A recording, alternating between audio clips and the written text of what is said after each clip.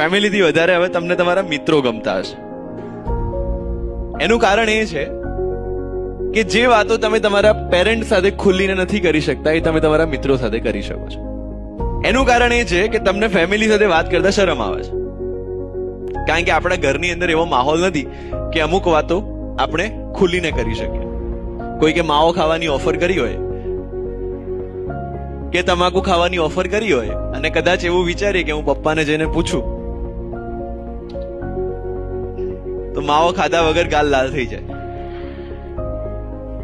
એટલે આપણે પૂછવા જઈએ આપણા ફ્રેન્ડની હાલત એવી જ છે. એટલે પછી આપણે નક્કી કરીએ કે ચલો ટ્રાય તો કરીએ. Yes no? અને ટ્રાય ક્યારે આદત બની જાય એ આપણને નથી સમજાતું.